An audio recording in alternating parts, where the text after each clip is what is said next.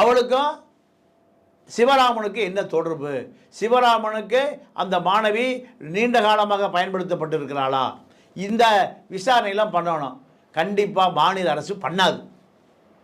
ஏன் பண்ணாதுன்னா, தவறுகளை மூடி மறைப்பதுதான் காவல்துறை. ஸ்ரீமதி வழக்கு மூடி மறைக்கப்பட்டது. போஸ்ட்மார்ட்டம் பண்ணுறதுக்கு முன்னாடி அந்த பாடியை நம்ம கழுவுது ஒரு மெடிக்கல் அதிகாரி. அப்படி யார் உத்தரவு கொடுத்தது அந்த பாடியை கழுவ சொல்லி?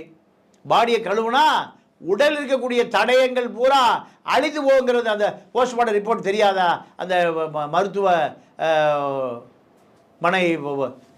மருத்துவ அதிகாரிக்கு? தெரியும். தெரிந்தே சாட்சியங்களை மறைக்கிறாங்க.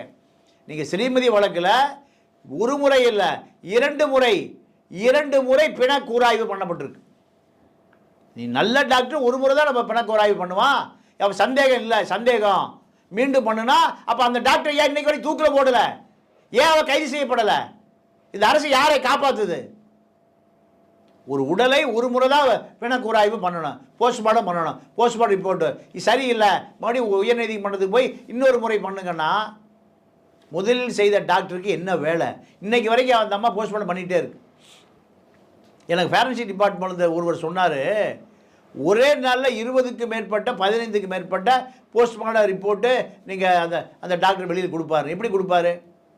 அங்கே இருக்கக்கூடிய மருத்துவமனை ஊழியர்கள் போஸ்ட்மார்ட்டம் பண்ணி ஃபோனில் சொல்லுவான். அந்த அம்மா எங்கேயோ உட்காந்து ரிப்போர்ட் தயார் பண்ணோம். இதெல்லாம் விசாரணை செய்யப்பட்டதா? விசாரணைக்கு போகுதா? இல்லை, எதுவுமே இல்லை. அப்போது இந்த அரசு என்பது யாரை நம்பி இயங்கி கொண்டிருக்கிறது? யாருக்கான அரசு?